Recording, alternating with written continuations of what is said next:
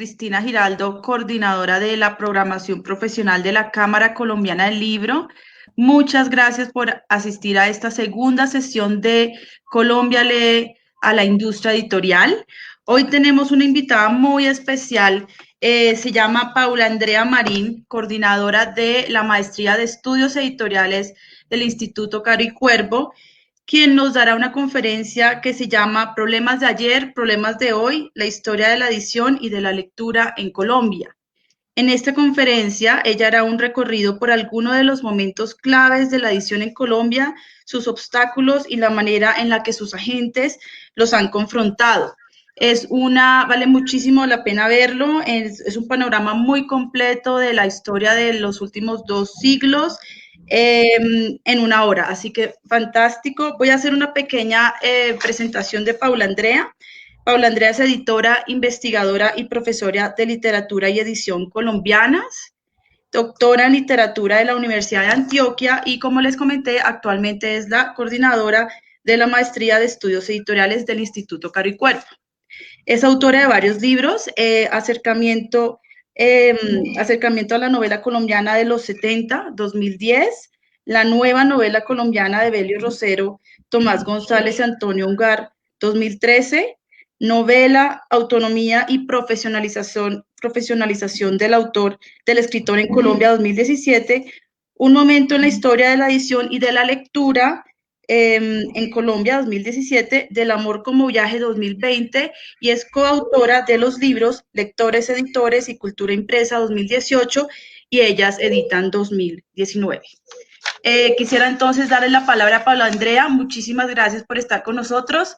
Adelante. Bueno, Isabel Cristina, muchas gracias. Buenos días a todos. Muchas gracias a la Cámara por la iniciativa de hacer estas charlas. Voy a empezar haciendo un recorrido muy rápido por algunos de los momentos claves o algunos de los hitos de la historia de la edición y de la lectura en Colombia. Entonces voy a mencionar varios hechos de varias épocas. La idea es que quienes nos estén escuchando, pues, tomen nota de los aspectos que más le interesen o de los hitos que más le interesen y quizás al final, pues, ojalá les pueda ampliar algo que les haya interesado, pues, de lo que he mencionado muy, muy rápidamente. Voy a hacer énfasis también en la producción bibliográfica colombiana de los últimos 10 años más o menos, pero sobre todo haciendo énfasis en los últimos 5, que es, digamos, donde han aparecido la mayor parte de los trabajos que han apuntado a resolver las preguntas acerca de cómo ha sido la historia de la edición en el país. Entonces, voy a empezar haciendo una reflexión que aparece en uno de los primeros libros que se hizo como una compilación de los trabajos sobre el libro La edición y la lectura en Colombia, que es del 2016. Voy a compartir pantalla, que es este libro de Alfonso Rubio, que fue el editor, minúscula y plural, cultura escrita en Colombia. Ahí hay un capítulo específico al que me quiero referir y es el escrito por el profesor Selnish Vivas Hurtado, que habla acerca de la importancia de trabajar los lenguajes y los modos de expresión de las comunidades indígenas. Entonces, como que siempre empezamos hablando de la necesidad de hacer esta historia de la edición en Colombia, pero se nos olvida esta historia de antes de la llegada de los españoles, no antes de la llegada de la imprenta, y pues lo que hace ahí el profesor Selnish Vivas es recordarnos la tarea que tenemos pendiente de seguir indagando pues en esas expresiones de las comunidades indígenas, y bueno, no solo antes de la llegada de los españoles, sino pues hasta la actualidad. Entonces, quería referirme en primer lugar a ese trabajo, además de otros trabajos que hay ahí en el libro compilado por el profesor Alfonso Rubio. Este libro es del 2016 y luego publicó La Carreta Editores, que es una editorial muy importante en la historia de la edición de este país y a la que me voy a referir más adelante. Y luego el mismo profesor Alfonso Rubio ha hecho trabajos junto con Álvaro Garzón Martá acerca de esos inicios de la imprenta en Colombia, y por supuesto, pues aparecen los primeros testimonios con la llegada de la imprenta de los jesuitas en 1735. Y los investigadores han puesto la fecha de 1738, ubicando ahí la producción de los primeros impresos en esa imprenta de los jesuitas.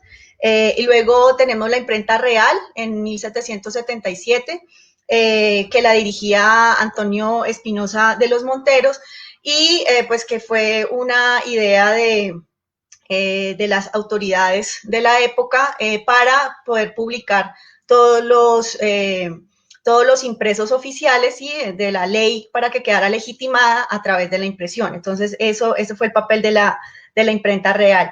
Y ya en la década de los 90 del siglo XVIII aparece otro hito importante, que es la imprenta patriótica de Antonio Nariño, en donde pues se imprimen los derechos del hombre. Y también en esa década de los años 90 del siglo XVIII aparece el papel periódico de Santa Fe de Bogotá, que fue pues una de las primeras publicaciones periódicas del país, y pues con eso se inicia algo muy importante para el territorio colombiano, y es la formación de la opinión pública. También tenemos en la década de los 80 de ese siglo XVIII el aviso del terremoto, ¿no? Que de 1785, que digamos que es la primera noticia que se publica en impresa, pues, y que aparecieron 3 números dando noticias de ese terremoto. Entonces, esos serían los primeros testimonios de la importancia que empieza a tener la imprenta en ese siglo XVIII en territorio colombiano. Básicamente aquí el problema, pues, uno era la censura, ¿cierto? Estábamos supeditados a los permisos que diera la corona y las autoridades que la representaban acá para aquello que se podía imprimir y publicar. Y lo otro era un problema más de tipo de los materiales que se conseguían. Entonces era muy difícil, obviamente, la importación de las máquinas, ¿no? En ese momento eran más imprentas de madera, pero pues era difícil, y sobre todo los insumos.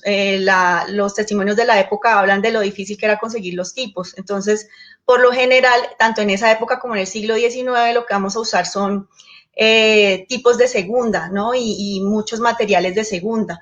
Entonces, si se analizan los impresos de la época, pues tienen algunos errores de impresión, precisamente porque ya los tipos estaban muy gastados, pero pues era lo que llegaba al país. Entonces, ante esa censura y ante esta dificultad de encontrar insumos, pues surgieron estos primeros impresos que eran de hojas, eran folletos más bien, pues para responder como a esa dificultad de los materiales y de la difusión y la distribución.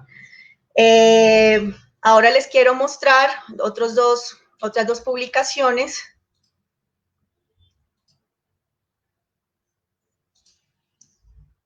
Que son estos 2 libros. Uno es La fábrica del hombre, de José Luis Guevara Salamanca. Es un libro que publicó la editorial de la Universidad Javeriana. El subtítulo es Historias de viajes y usos de los libros del Nuevo Reino de Granada en el siglo XVII. Y el libro Lectores, Editores y Cultura Impresa en Colombia, siglos XVI al XXI, que fue editado por el CERLAC y la Universidad Jorge Tadeo Lozano. Me quiero referir a estos 2 libros, primero al de José Luis Guevara y a un capítulo específico que hay en Lectores, Editores y Cultura Impresa en Colombia, y es el escrito por el profesor Álvaro Garzón Martá. Estos 2 autores, Garzón Martá y Guevara Salamanca, hablan acerca de esa circulación de los libros y de las prácticas de lectura en el siglo XVII y bueno, y en el siglo XVIII. Entonces, es importante entender que estos trabajos de los profesores Guevara Salamanca y de Álvaro Garzón Martá nos indican cómo ir en contra de unos mitos, ¿no?, que habíamos aprendido tal vez en el colegio o en la misma universidad, que no había mucha profusión de circulación de libros diferentes a los libros religiosos, ¿no?, precisamente por la censura de la corona española, pero lo que ellos demuestran es que sí había una gran circulación de libros científicos y de libros de ficción. Esto también pues ha sido estudiado por el profesor Renan Silva en sus trabajos sobre los ilustrados de la Nueva Granada, ¿no? O todas las publicaciones del siglo XVIII. Entonces, es muy interesante cómo ellos apuntan a esto, ¿no? Si bien era una comunidad de lectores muy pequeña, porque pues la élite letrada era pequeña, ¿no? Y los niveles de las tasas de analfabetismo pues eran gigantescas, pues sí hubo una circulación profusa de estos libros científicos y de estos libros de ficción, pese a las prohibiciones por leer sobre todo estos libros de ficción. Entonces ellos ahí cuentan qué tipo de libros eran, ¿no? Hablamos de tipos de novelas de caballería, sobre todo en los libros de ficción, y en cuanto a los libros científicos hablamos de libros de física, de historia natural, de derecho, de gramática, de medicina, de historia, y por supuesto, pues de libros de teología, pues porque la teología obviamente es una ciencia y era una ciencia muy importante pues en ese momento.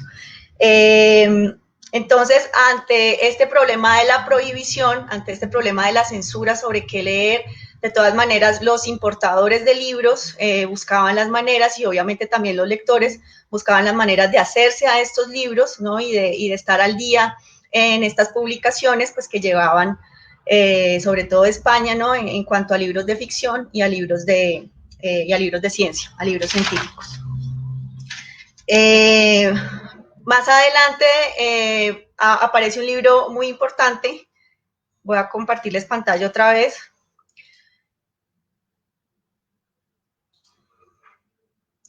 Que es de la historia de la edición en Colombia, 1738-1851, que es un libro de los profesores Alfonso Rubio y Juan David Murillo Sandoval. Y en este otro libro que les presento acá, Independencia, Independencias y Espacios Culturales, Historia de la edición en Colombia, lo publicó el Instituto Caro y Cuervo en el 2017 y ahorita pronto va a salir la segunda edición. Y este libro de Independencia, Independencias y Espacios Culturales es un libro editado por la Universidad Nacional de Colombia que recoge trabajos de un congreso de colombianistas que se hizo en la Universidad Nacional en el año 2007.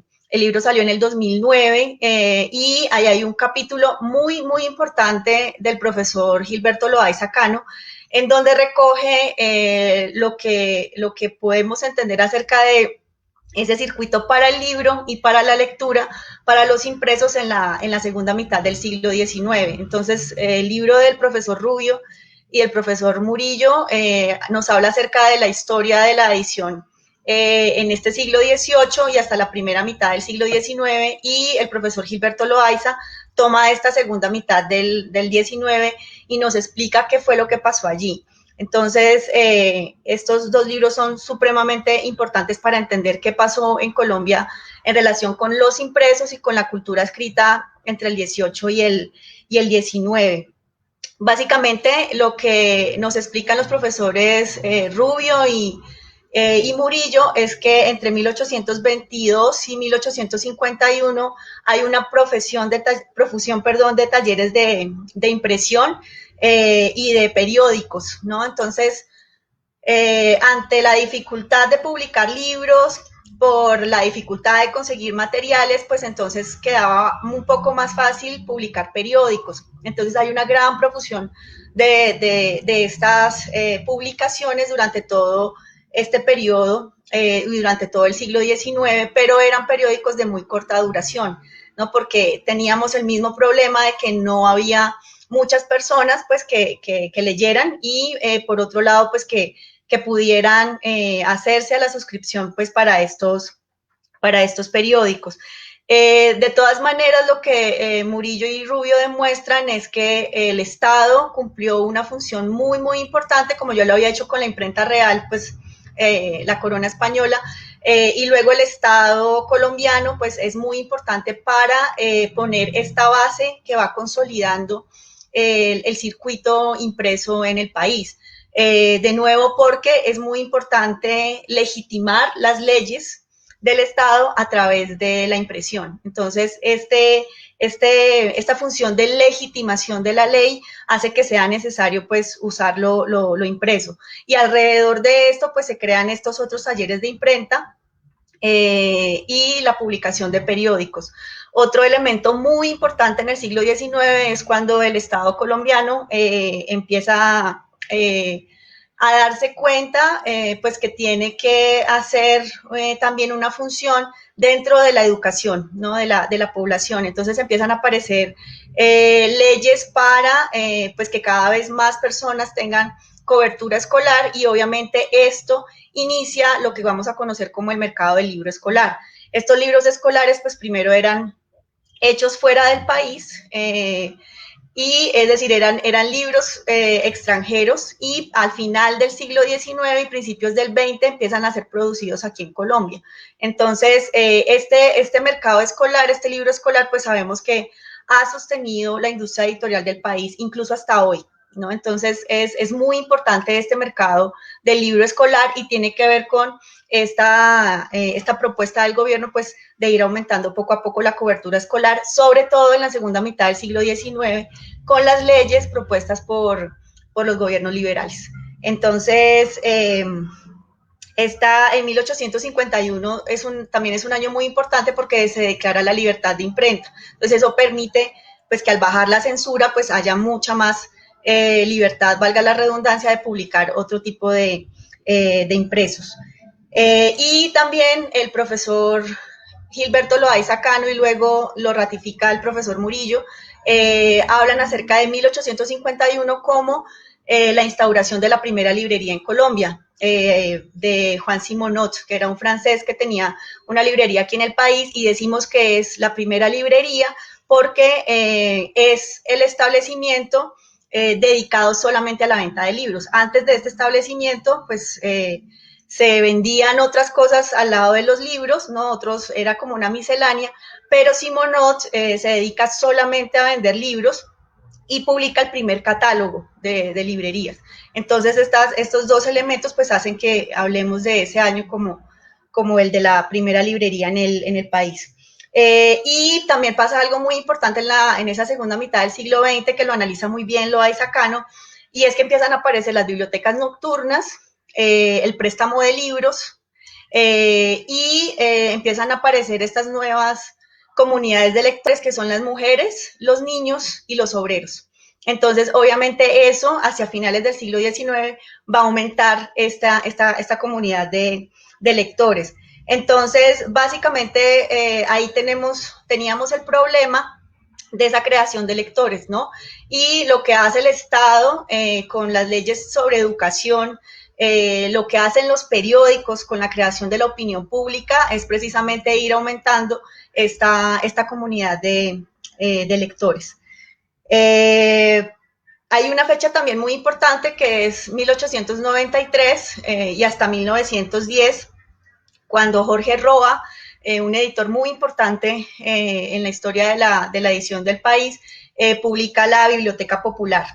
Es una colección que tuvo 178 títulos, publicaba autores colombianos y extranjeros, y voy a compartir pantalla otra vez.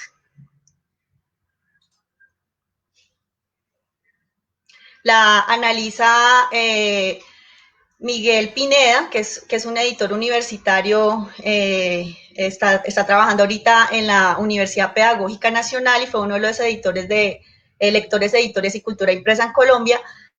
Pineda publica en este dossier de la revista Lingüística y Literatura de la Universidad de Antioquia un trabajo sobre Jorge Roa y la librería nueva, antecedentes y aspectos esenciales sobre el editor colombiano a finales del siglo XIX. Aprovecho para presentar este dossier que se publicó en 2017 y lo editamos en conjunto con la profesora Diana Paola Guzmán de la Universidad Tadeo Lozano, y este dossier recogió varios de los trabajos que se presentaron en el primer evento académico que se realizó en Colombia acerca de la edición El libro y la lectura, que se realizó en el Instituto Caro y Cuervo. Yo fui la organizadora, y entonces de ese evento surgieron estos textos que están recogidos acá en este dossier, de Álvaro Garzón Martá, de Alfonso Rubio, de la profesora Patricia Cardona, de Juliana Vasco Acosta, que trabaja las mujeres y los obreros como nuevos lectores, por ejemplo. Hay un artículo mío sobre el editor Arturo Zapata, el que les hablaré ahorita más adelante. Y y bueno, y uno del profesor Sergio Pérez acerca de la historia de cómo se ha trabajado el libro y la edición en el país. Voy a dejar de compartirles. Entonces, el profesor Pineda, Miguel Pineda, habla en este capítulo, en este artículo, perdón, acerca del trabajo de Jorge Roa y de cómo es la primera colección, la primera gran colección de largo aliento, ¿no? Estoy hablando de 1893 a 1910, o sea, es una colección que se logró sostener en el tiempo, que tuvo muchos lectores, pues, para la época, para que se pudiera sostener y que contó con las plumas más importantes del momento para redactar los prólogos, las presentaciones de cada uno de esos libros.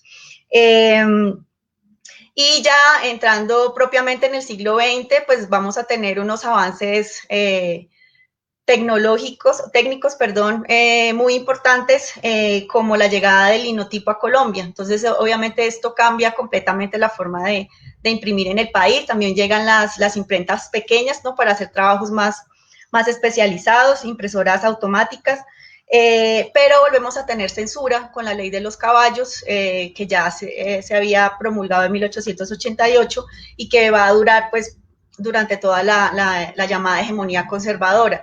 Sin embargo, trabajos de algunos profesores pues han demostrado cómo, pese a esta censura, pues siguieron produciéndose impresos de manera muy impresionante, ¿no? Se siguió aumentando la comunidad de lectores, siguió aumentando el número de publicaciones periódicas, entonces digamos que siempre en Colombia, pese a la censura, pues esta profusión de impresos no ha parado. Entramos luego a la República Liberal, 1830-1846, y acá les vuelvo a compartir pantalla. Perdón, olvidé mencionar, y acá lo voy a presentar, este libro de Gonzalo Canal Ramírez y José Chalarca, que es la Enciclopedia del Desarrollo Colombiano y que ellos dedican a las artes gráficas en el país. Ahí hay muchos datos muy, muy interesantes. Es un libro que ya no se consigue desafortunadamente, que ojalá alguna editorial se animara a reeditarlo. Porque tiene una información, unos datos muy, muy importantes acerca de cómo se ha desarrollado la edición, la impresión en el país, y ahí, por ejemplo, están estos datos que les mencionaba ahorita acerca de la llegada del linotipo o de estas impresoras automáticas. Entonces es importante. Y el que les quiero hablar ahorita es sobre este libro del profesor Renan Silva, que se llama República Liberal, Intelectuales y Cultura Popular, también publicado por La Carreta. Y en este libro el profesor hace no solamente un estudio social, político, de lo que fue la República Liberal, sino que también nos da una mirada acerca de cómo fue la circulación de impresos y la relación con la cultura escrita y con la cultura popular y la cultura en general durante esa época. Entonces es un libro súper recomendado que ya tiene también 2 ediciones y creo que es muy, muy, muy importante en la historia como de esta producción bibliográfica acerca del libro, la edición y la lectura en el país. Y en este libro, o básicamente lo que propone el profesor Renan Silva, es recordarnos lo que significó para el país, pues las medidas que estos gobiernos tomaron en relación con las campañas de alfabetización y con lo que se puede considerar como la primera bibliored que tuvimos en el país, ¿no? Porque lo que hicieron los gobiernos de la República Liberal fue instalar bibliotecas que a veces coincidían pues con las bibliotecas escolares de los pueblos, de las ciudades, y donde no las había, pues mirar cómo se creaban. Entonces se crearon bibliotecas en la mayoría de poblaciones del país. Entonces realmente se hizo allí como esa primera red de bibliotecas del país, y se dotaron esas bibliotecas con lo que en su momento se llamó la Biblioteca Aldeana, que se configuraba a partir de lo que se llamó la Selección Samper Ortega de Literatura, que fue como quizás el primer gran canon de la literatura colombiana, establecido por Samper Ortega en estos 100 libros que reunían pues lo mejor de la época, o lo que él consideraba lo mejor de la época, sobre literatura. Y aparte de eso, la configuraban también otros libros más educativos, esos sí producidos fuera del país, y algunas cartillas que estaban dirigidas sobre todo a los campesinos. Entonces, esta biblioteca aldeana o estas bibliotecas aldeanas fueron a dotar estas bibliotecas que se habían creado en las poblaciones colombianas. Esta selección Samper Ortega, voy a volver a compartir pantalla, es analizada en este libro Editar en Colombia en el siglo XX, la selección Samper Ortega de literatura colombiana 1928-1937, también por Miguel Ángel Pineda, y se publicó el año pasado por la Universidad de los Andes y la Universidad Jorge Tadeo Lozano. Es un gran estudio muy riguroso acerca de lo que significó la publicación de este libro de Samper Ortega. Y este otro libro que está acá es un libro de mi autoría, que es Un momento en la historia de la edición y la lectura en Colombia, 1925-1954, en el que me dedico a analizar la labor como editores de Germán Arciniegas y de Arturo Zapata. Ya les hablo en un momento sobre ellos. Entonces, volviendo a la República Liberal, entonces teníamos esas bibliotecas aldeanas y luego Germán Arciniegas está a cargo de crear la Biblioteca Popular de Cultura Colombiana. Entonces, fíjense que son momentos muy importantes en la historia de la edición, porque el Estado empieza a ser editor, ¿no?, de estas grandes colecciones que llegan hasta hoy. Si recordamos el proyecto de la Biblioteca Nacional en este momento con la Biblioteca Básica de Cultura Colombiana, que ahora es digital, ¿no?, pero que tiene inicio en estos proyectos de inicios del siglo XX con estas bibliotecas, con estas grandes colecciones. Entonces, la Biblioteca Popular de Cultura Colombiana también tuvo mucho éxito según los testimonios de la época. Eran libros que se vendían a precio de costo, y también dotaron estas bibliotecas que ya había en muchas ciudades del país y en la gran mayoría de poblaciones del país. Y me interesa hablar de Arturo Zapata porque yo lo considero el primer editor moderno colombiano en toda la acepción de la palabra.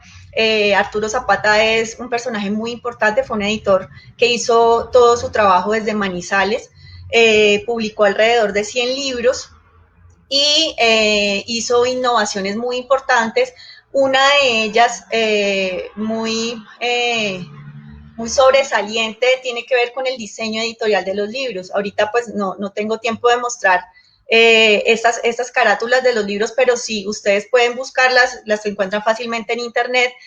Son diseños muy innovadores para la época. Entonces, tanto la tipografía, pues que era dibujada realmente, las ilustraciones eran muy modernas, ¿no? Entonces, muy expresionistas, de muchos colores. Entonces, es un editor que innovó en el diseño editorial de los libros, pero también que supo combinar los clásicos, las lecturas clásicas, con las lecturas más populares o más de moda en la época, ¿no? Entonces, que tenía relaciones con periodistas muy famosos en el momento y les pedía que hicieran libros para ellos. Entonces, algo que nos parece como que es una práctica de hoy en día, en realidad es una práctica que viene pues de hace casi 100 años. Entonces, Arturo Zapata innovó también en eso y en la forma de distribución de los libros. Hay un problema muy grave en la primera mitad del siglo XX y tiene que ver con esa distribución de los libros, ¿no? Entonces, no había un sistema, no habían unas distribuidoras. Los distribuidores pues distribuían otros insumos, ¿no? Otras mercancías, pero no había una distribución especializada para los libros. Entonces no había forma de distribuir los libros colombianos. Los escritores se quejan mucho de que no exhiben sus libros en las librerías. Hay una práctica muy común en ese momento que pensamos que es de ahora, pero no, y es la autopublicación. Entonces los autores por lo general recurren a la autopublicación para dar a conocer sus obras, pero Lo mismo que pasa hoy, pues cuando hablamos de autopublicación, digamos que el libro se queda hasta la etapa de la impresión, pero lo que sucede de ahí para allá, pues no hay nadie que se encargue de ese proceso. Entonces lo mismo pasaba en este momento, y no solo con los libros de autopublicación, sino en general con los libros que se publicaban en la época. Entonces el libro colombiano tenía que competir con los libros extranjeros, sobre todo argentinos y españoles, pues que teníamos pues por doquier en Colombia. Entonces, hasta la primera mitad, hasta la mitad del siglo XX, nosotros leíamos más libros extranjeros que colombianos. Entonces, uno de los problemas es esta falta de distribución de los libros de colombianos, de un sistema de distribución. Pero para responder a eso, Arturo Zapata lo que hizo fue contratar a agentes que vendieran los libros en los trenes y en las estaciones de los trenes. Entonces, pues desafortunadamente ya no contamos con ese sistema, pero en la época, entonces Arturo Zapata lo utiliza para poder distribuir y para poder vender sus libros, además de las agencias que tenía en varias ciudades del país, y pues los libros que se vendían en la misma Manizales, en donde el trabajo de Zapata siempre fue muy, muy apreciado. Entonces vamos a adentrarnos en la segunda mitad del siglo XX, ya para irnos acercando un poco al presente. Esa segunda mitad del siglo XX abre con un episodio muy, muy importante, y es la primera ley del libro que tuvimos en el país, que es de 1958, y que se denominó Ley Esmeralda, pues porque fue una congresista, Esmeralda de Uribe, que ayudó a que saliera adelante, pues, y que fuera aprobada en el Congreso. Entonces, esta ley del libro de 1958, sobre todo, apuntaba a que los editores tuvieran apoyos para el pago de impuestos, para los servicios postales también, para la importación de maquinaria y para la exportación de libros. Entonces, en eso básicamente consistió esa primera ley del libro. Y luego vamos a tener algo muy importante que tiene que ver con lo que yo consideraría como el inicio de la edición industrial, o como de lo que podemos llamar hoy como industria editorial, como esa edición más comercial, y cuyo papel fundamental ahí tenemos a Bedut jugando ese papel fundamental. Bedut, que antes de la mitad del siglo XX no publicaba muchos libros literarios, pero que luego de la edición de las obras completas de Tomás Carrasquilla empieza a publicar muchos libros literarios. Y hay un proyecto fundamental empezando pues esta segunda mitad del siglo XX, y son los bolsilibros, ¿no? Entonces, que son, fueron libros que se publicaban 10.000 ejemplares de cada una de las ediciones, y que, por ejemplo, para mi generación y para los cercanos a mi generación, pues fueron los libros que nosotros leímos en el colegio, ¿no? O que encontrábamos en los kioscos de nuestras ciudades, donde vendían libros, y que más o menos se volvieron muy comunes, se volvieron muy habituales tenerlos en las casas, ¿no? Entonces, Bedut con sus bolsilibros contribuyó a la masificación del libro en el país y a volver habitual tener un libro en la casa, ¿no? Porque eran libros también que no eran muy costosos. Este proyecto de los bolsilibros de Bedut es analizado, o fue analizado, por la profesora Diana Paola Guzmán de la Universidad Tadeo Lozano, en una investigación pues que está muy próxima a publicarse. Entonces, estos bolsilibros, ¿no? También aparecen junto con un fenómeno muy importante que ha sido analizado por el profesor Juan Guillermo Gómez García de la Universidad de Antioquia, que es el libro de izquierda. No conseguí una muy buena imagen del libro, les pido disculpas por eso. El libro se llama Cultura Intelectual de Resistencia, ¿no? Entonces fue editado por Desde Abajo, por la editorial Desde Abajo, y ojalá también lo vuelvan a editar. Y en este libro lo que hace el profesor Juan Guillermo Gómez García es hablarnos acerca del fenómeno del libro de izquierda, y tiene que ver con, él contabiliza más o menos unas 8 editoriales que aparecen hacia finales de los años 60, entre ellas La Carreta, de la que he hablado mucho esta mañana, y Oveja Negra. Oveja Negra, pues que ha tenido varias etapas en su existencia, que sigue siendo una editorial muy, muy importante en la historia de la edición del país, que estos cambios en la editorial Oveja Negra demuestran cómo se ha ido adaptando a los cambios del sector y a los cambios, pues, en general del mundo y del circuito del libro, y que hizo mucho en un principio, pues, por el libro colombiano a través de este libro de izquierda y luego por la masificación del libro. Entonces, estas editoriales junto a otras que no sobrevivieron en el tiempo, tenían que ver con todo el auge de la ideología de izquierda, pues en los años 60, con la Revolución Cubana, con la llegada de esas ideas al país, con el aumento de la cobertura escolar en el nivel universitario, ¿no? Con la vida universitaria. Entonces, toda esa vida, ¿no? Alrededor de la ideología de izquierda, los sindicatos, los movimientos obreros, ¿no? Las marchas estudiantiles, todo eso contribuyó a la creación de estas editoriales.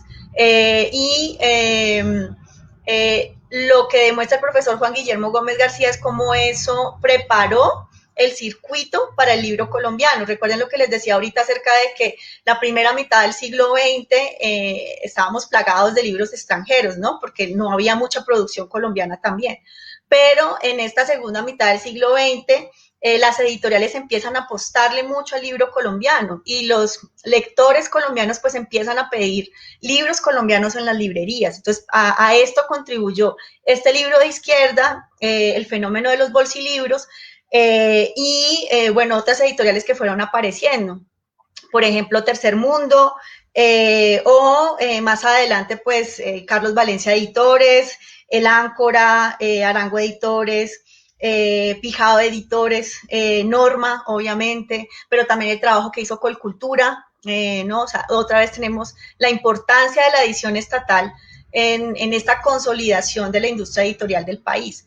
Entonces, todos estos elementos hicieron pues que se fuera fortaleciendo esa industria editorial del país y que fuera cada vez más habitual encontrar libros colombianos en librerías y que se fuera creando pues un sistema de distribución especializado para los libros. Entonces, el gran problema de este momento es cómo masificar el libro, ¿no? Entonces, cómo volver habitual los libros en las casas de los colombianos, cómo volver habitual la compra de los libros, ¿no? Y estamos hablando de un momento en el que el libro pues ya está compitiendo con los medios de comunicación masivos, ¿no? Con la radio, pues desde la primera mitad del siglo XX y ahora más con la televisión, ¿no? Con el cine, que es cada vez pues más un evento más masivo, aunque ya también pues lo era en la primera mitad del siglo XX.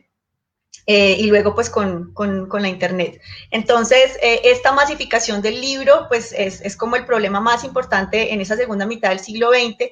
Y hay otro elemento que aparece que es muy importante y son las campañas de promoción de lectura y la literatura infantil, ¿no? Entonces, en 1973 aparece la segunda ley del libro que se aprueba en el país, y esta ley del libro incluía el apoyo a los impuestos, a los servicios postales, a las exportaciones, a las importaciones de maquinarias e insumos, pero también contemplaba la importancia de la lectura y la importancia de aumentar esa comunidad lectora para que la industria editorial tuviera también mayor consolidación y mayor fortaleza. Entonces aparecen todas las campañas de promoción de lectura, ¿no? El bibliotecario como promotor de lectura, entonces hacen toda una serie de campañas en las bibliotecas del país para entender que no necesitábamos solamente personas alfabetizadas, sino personas que desarrollaran el gusto por leer. Entonces, ese es uno de los cambios más importantes que contempla la ley del libro del 73, que se renueva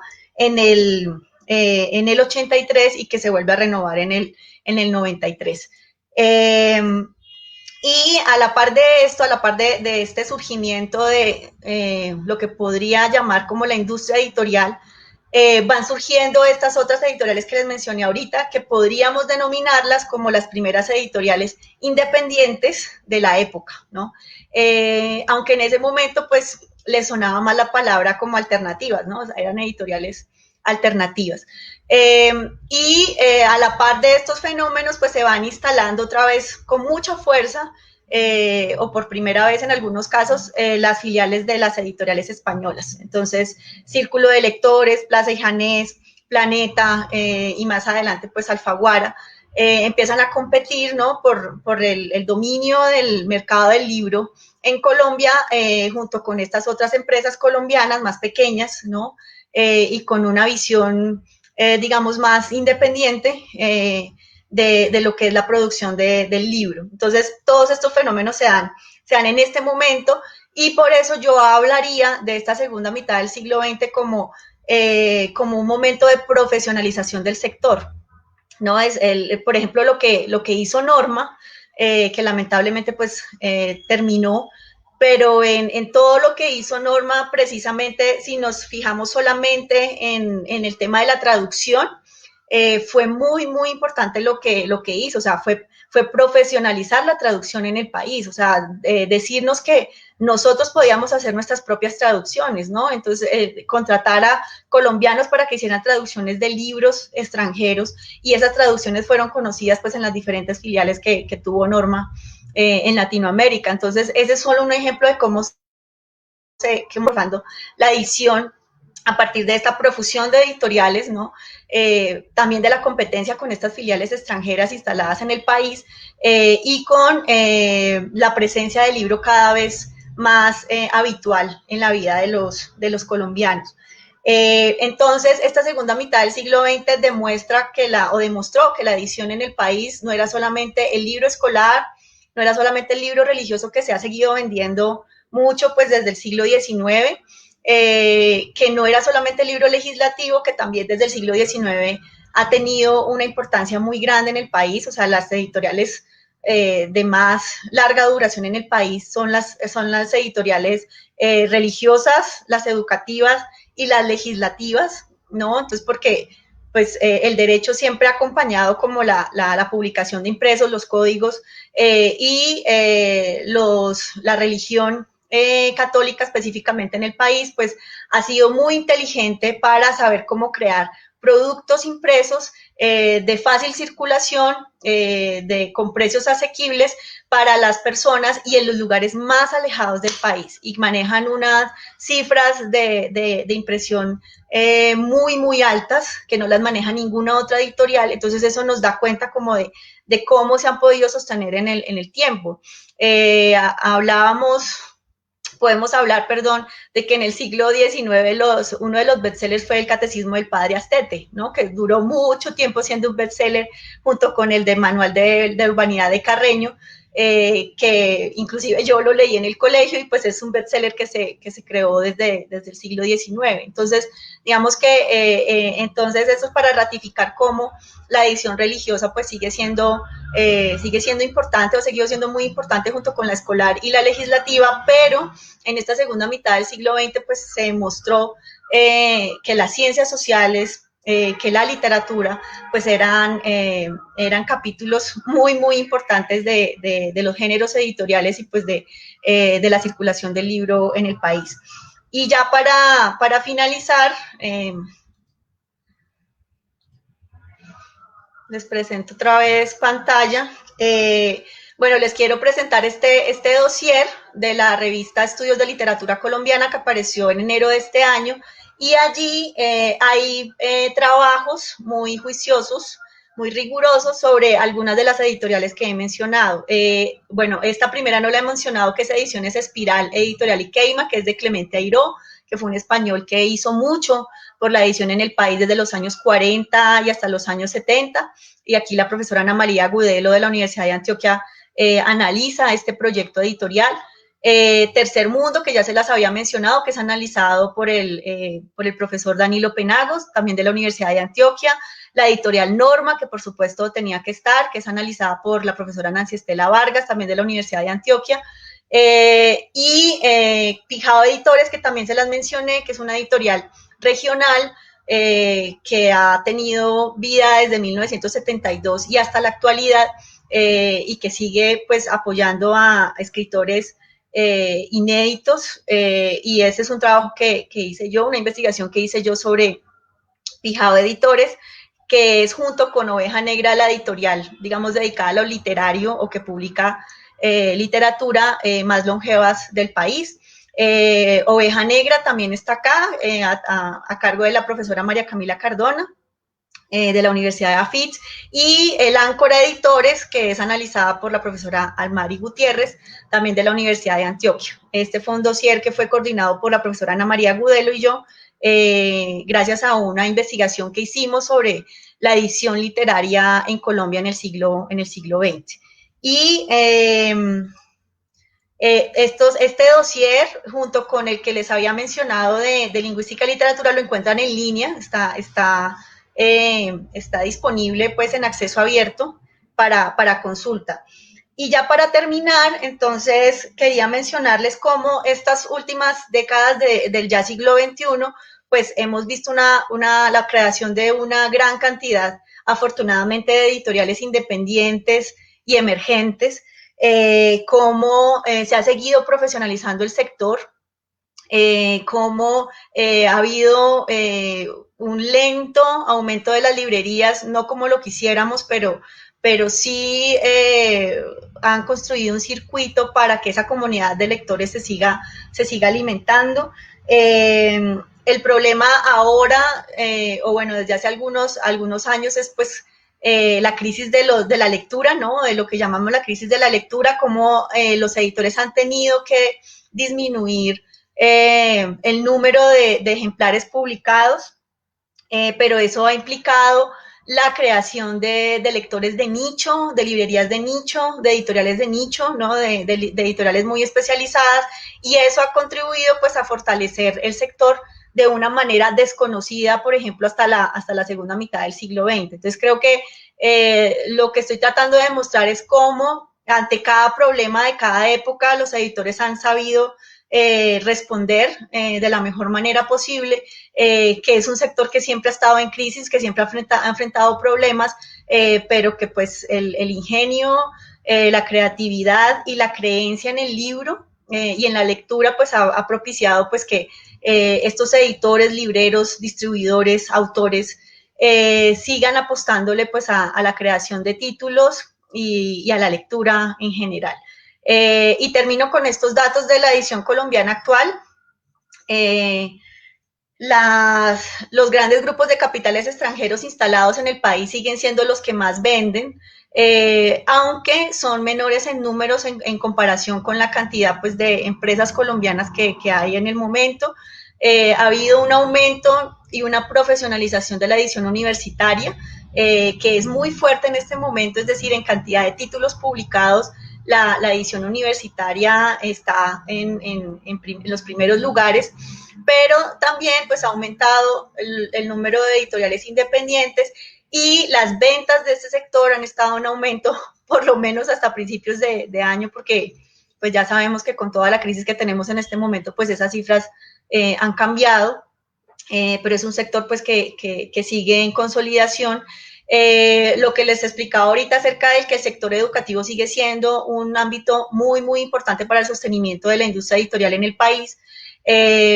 Y desde el año 2013 Colombia tiene una balanza comercial negativa, es decir que desde el año 2013 nosotros importamos más libros de los que exportamos, y en los años 80 pues empezó la balanza comercial positiva y pues se sostuvo hasta el año 2013.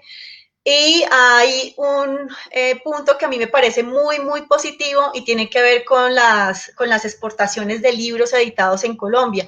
Durante los años 80 y 90, esos libros exportados eran libros que se hacían en Colombia, pero que no se editaban en Colombia. Y lo que ha pasado en los últimos años es que estos libros sí son editados en Colombia, es decir, que eso apunta a una profesionalización del sector editorial en el país, a una autonomía de la edición en el país, es decir, somos capaces de producir libros, de no ser solamente maquilas de libros, sino productores de contenidos, ¿no? que se exportan hacia otras ciudades, hacia otros países. Entonces, eso me parece fundamental.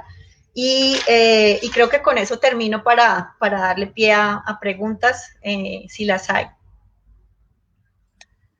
Gracias, Paula Andrea. Pues como habrán visto, es un panorama excelente. Todos podemos aprender y de aquí también elegir qué periodo histórico queremos, en qué periodo histórico queremos ahondar.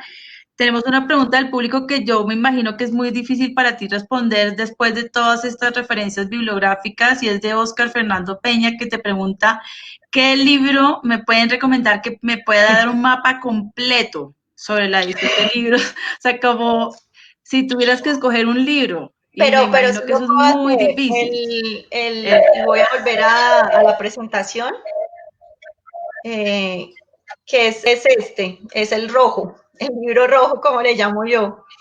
Lectores, editores y cultura impresa en Colombia, Sí, siglos hermoso. XVI al XXI.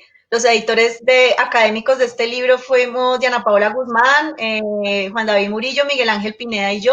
Es un libro que recoge, voy a dejar ya de compartir, es un libro que salió en el 2018, que todavía se consigue, que fue editado por el Ujú. CERLALC y la Universidad Jorge Tadeo Lozano. Es un libro que recoge varios capítulos de profesores e investigadores del país en temas de la edición y la lectura y que va, como su nombre lo indica, desde el siglo XVI hasta la actualidad. Entonces encontramos capítulos como este que les decía del profesor Álvaro Garzón Martá, en donde habla de la circulación de libros en la colonia, y el último capítulo es sobre la edición digital en el país, el panorama de la edición digital en el país. Hablamos también de la edición independiente, del tema de las traducciones, hablamos de la editorial La Carreta, hay un capítulo dedicado a La Carreta y a Oveja Negra. Hay capítulos dedicados a las leyes de alfabetización en el país, de cómo se ha dado ese proceso de alfabetización. Entonces, cubre, yo diría que la mayoría de los temas que se pueden abordar en esto de la edición, la lectura y el libro, pero por supuesto, pues hacen falta muchísimos otros temas allí. Por ejemplo, no alcanzamos a incluir un capítulo sobre la historia de la edición académica, que creo que cada vez es más importante, como yo lo decía. Entonces, eso nos hace falta, una historia de la edición académica o universitaria en el país, y esa sí no la alcanzamos a tener. Entonces, para la próxima la tendremos. Así es, sí, y de hecho también la editorial Unicauca preguntaba eso, ¿no? Pregunta algún dato sobre los inicios de la edición Sí, académica y universitaria. básicamente estas revistas asociadas a universidades sí las tenemos desde la creación de las universidades, ¿no? Que algunas datan pues del siglo XIX, como la Universidad de Antioquia y la Universidad Nacional, pues para poner solamente dos ejemplos. Entonces, si hablamos de eso, sí hay la edición académica asociada a las universidades, pues tiene que ver con este siglo XIX, pero también, como les mencionaba, pues la profusión de libros científicos que circularon en la colonia, pues también nos da cuenta como de esa edición más académica, ¿no? Científica, pues que en la época no estaba como separada pues lo académico y lo no académico, porque pues se leía mucho y era casi como interés general, ¿no? Pero digamos que también lo podría asociar a eso. Pero yo creo que si hablamos propiamente de edición académica, entonces nos iríamos como a esa relación con las universidades. De todas maneras, esta historia no está hecha, ¿no? Hay algunas publicaciones, sobre todo artículos de revista, pero no es una historia que esté hecha, entonces pues ahí tenemos una tarea pendiente. Sí, y de hecho sí, yo me imagino que todas las investigaciones sobre la historia de la edición en Colombia siempre tratan el tema de la edición académica, pero sí no hay como ese libro que hable Uh -huh. solamente de la historia de la edición académica. Eh, Paula Andrea, me llama mucho la atención que siendo coautora del libro Ellas Editan, no haya una mujer en esta investigación. ¿Te lo han preguntado alguna vez cuando has presentado No hay, no, este estudio? entiendo, no ¿Dónde entiendo, está la porque mujer? no hay mujeres, no entendí, perdón. Sí, si hay alguna mujer que quieras destacar, mujer editora en estos dos siglos, Sí, claro que alguna sí. que sepas. Las publicaciones periódicas, ¿no? Del siglo XIX. Sí, quizás no me enfoqué tanto en las publicaciones periódicas, sino en las publicaciones de libros. pero Claro. las publicaciones periódicas del siglo XIX las mujeres jugaron un papel muy importante, o sea, una mujer pues que ya es una figura clave para la historia de nuestro país, Soledad Costa de Samper, que llevó, sacó adelante pues varias publicaciones periódicas en el siglo XIX. Y en el siglo XX, pues todo lo que tiene que ver con el tema del feminismo, las luchas feministas, ¿no? Las sufragistas, todo esto, pues hay muchas publicaciones que nosotros tenemos feministas, pues obviamente que fueron llevadas a cabo por mujeres. Hay otras publicaciones periódicas, ¿no? Que no tienen que ver precisamente con feminismo, pero que también fueron fundadas, dirigidas, ¿no? Y gestionadas por mujeres en toda la primera mitad del siglo XX. Y ya en la segunda mitad del siglo XX, pues el libro Ellas se editan precisamente, recoge 4 generaciones de editoras desde los años 60 hasta la actualidad. Por ejemplo, María Candelaria Posada, ¿no? Y todas las mujeres que estuvieron en los inicios de Norma, o de Voluntad, o de la editorial Voluntad. Entonces, estas mujeres, ¿no? Que han formado, ¿no? A 3 ediciones, a 3 generaciones de editoras, pues sí, han sido muy, muy importantes en la creación de proyectos. Norma, Carlos Valencia Editores, ¿no? Pues primero con Carlos Valencia, pero luego con Margarita Valencia. Hay muchas editoriales actuales que han sido fundadas por mujeres, Cataplum, ¿no? Con María Fernanda Paz, Tragaluz, ¿no? Por Pilar Gutiérrez y su compañero, su esposo. Entonces sí, tenemos Luna Libros, ¿no? Que la dirige Catalina González. O sea, en este momento tenemos varios ejemplos. Catalina Holguín, ¿no? Que dirige Máquina Editorial. Entonces, sí es esta segunda mitad del siglo XX ya propiamente enfocada en libros.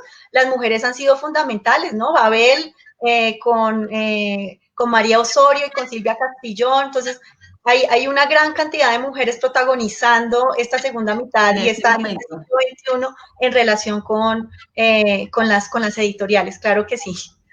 Sí, entonces sí, recomiendo muchísimo ese libro. Ellas editan en esta feria del libro, sí van a realizar muchos eventos alrededor de esa publicación y también vale muchísimo la pena que lo conozcan. Es de Editorial Planeta. No tenemos más tiempo. Si quieres puedo hacer una última pregunta de las que te pasé ayer y era sobre ¿qué encuentras, qué paralelo encuentras con otros países de América Latina? Si la historia estaba al mismo nivel, digamos, en Argentina o México, o de pronto ellos estaban un poquito más adelantados o más atrasados. Sí hay muchas diferencias, ¿no? De pronto nuestro mayor parecido es con México, pero México con la Revolución Mexicana y luego todo lo que hicieron los gobiernos luego de la Revolución, que fueron estas grandes campañas de alfabetización, ¿no? De cultura, de hacer que la escultura o la cultura entre comillas llegara a todas las personas del país, pues obviamente es algo imposible, pero digamos que lo que se hizo fue fundamental. Ecos de esa revolución llegaron a Colombia a través de por ejemplo, lo que hicieron los gobiernos de la República Liberal en sus primeros años. Entonces, esa necesidad de fundar estas bibliotecas en el país, ¿no? De aumentar las tasas de alfabetismo en el país, tienen ecos de lo que estaba haciendo Vasconcelos en México. El caso con Argentina sí es muy, muy, muy diferente. O sea, si comparamos las tasas de alfabetización de Argentina a finales del siglo XIX, no tienen absolutamente nada que ver con las tasas de alfabetización que teníamos acá, ¿no? Entonces, el proceso de Argentina por su inmigración, ¿no? Por todo lo que esto supuso, es muy, muy, muy diferente a lo que pasó en Colombia. Entonces, tanto así, pues que la distribución de los libros en la primera mitad del siglo XX para nosotros, pues eran casi todos de Argentina, entonces, y de España, ¿no? Pero digamos que los agentes que visitaban las librerías en el país, hay testimonios de eso, por ejemplo, en el libro de Rafael Vega con la librería Continental, pues era este agente argentino, ¿no? Que venía con cierta continuidad, pues a dejarle su catálogo para ver qué iba a pedir, ¿no? Entonces no, nuestra historia con Argentina no es comparable. Pero con México sí, un poco más, sí. Buenísimo, Paula Andrea. Por último, pues yo te pregunto, el título de la charla también hablaba de los problemas de hoy. Como una conclusión, ¿podrías dejarnos una conclusión de cuáles serían los problemas de hoy, digamos? Yo creo que está lo que yo llamo, o que otros también han llamado el esquivo lector, ¿no? La conquista del esquivo lector. O sea, si antes, por ejemplo, en el siglo XIX, ¿no? En el siglo XX, o en la primera mitad del siglo XX, necesitábamos formar esa comunidad de lectores, y el libro tenía un protagonismo, pues, como transmisor de cultura, ¿no? Como gozo, como placer. En la segunda mitad del siglo XX, el problema es cómo masificar ese libro, ¿no? Pero empieza a competir con lo que yo les decía de los medios masivos de comunicación y luego la Internet, y cada vez más se va volviendo esquivo ese lector. Entonces, yo creo que lo que está pasando ahorita, me parece que lo han asumido bien los editores, los libreros, y es buscar estos nichos, ¿no? Entonces ya no nosotros estamos haciendo ahorita un proyecto de investigación, una investigación con libreros, y sentimos que los libreros ya no se sienten tan, o los nuevos, ¿no? Los más jóvenes, ya no se sienten tan cómodos con esta denominación de librería independiente, sino librería de nicho. Y cada vez es como más importante como apuntarle a estos lectores especializados, ¿no? O interesados más bien en un tema muy especial, y creo que así se ha ido resolviendo esta cuestión del esquivo lector. También he estado muy pendiente como de los debates que se han hecho, obviamente a raíz de la pandemia, del confinamiento y del distanciamiento social. Y pues en algunos debates se ha dicho, pues no es que estemos en una crisis por esto, ¿no? Por esta pandemia, o sea, la crisis ya venía desde un poco antes, o sea, no es un sector que gane millones, ¿no? O al menos no la mayoría de las editoriales, o de las librerías, pero entonces el problema sigue siendo cómo llegarle realmente a ese lector interesado en los libros que edita cierta editorial o que vende cierta librería. Entonces creo que esa conformación de nichos ha sido la forma como se le ha ido respondiendo a este problema. Muchísimas gracias. Yo quiero dejar un comentario de Libro Tinto, que es una librería de Montería, y dice así, gracias por la charla. Fue un muy buen recorrido de la historia de la industria editorial en Colombia. Es necesario conocerlo para definir rutas de desarrollo. Exactamente. Así es, Eso así es lo es. que queremos, que Eso es los lo que... editores de ahorita encuentren en nosotros los académicos, los investigadores, como de dónde viene esto y cómo se puede seguir a partir de lo que ya se ha hecho. Esa es la idea. Muchas gracias. No, pues muchas gracias, Paula Andrea. Nos estaremos viendo en el transcurso de estas charlas. Como ustedes saben, Colombia Lee de la Industria Editorial es un proyecto realizado en colaboración con el Instituto Caro y Cuervo, con la editorial de la Universidad Nacional, con el programa Los Oficios del Libro de la Universidad de los Andes, y estamos pues y con el CERLAL, por supuesto, un gran aliado en todos nuestros proyectos, entonces estamos muy atentos a escucharlos y seguir trabajando para tener estas charlas sobre el sector editorial y afrontar, pues, obviamente los momentos que tenemos. Muchísimas gracias, Paula Andrea, nos dejaste unas tareas enormes. Yo creo que voy a buscar todo esto. Yo conozco varios de estos libros, pero hay un montón, sobre todo del siglo XIX, que me interesa mucho conocer. Así que gracias por esta investigación tan valiosa. Bueno, gracias a ustedes y gracias a mis colegas, pues que han hecho esas otras investigaciones, y la invitación también era pues para que ustedes busquen estos libros que les he presentado hoy y pues que los lean y ojalá les entusiasme seguir aprendiendo sobre estos temas. Bueno, gracias, me despido, nos vemos en la próxima sesión. Muy Bueno, amable. gracias. Chao, Paula Andrea. Chao.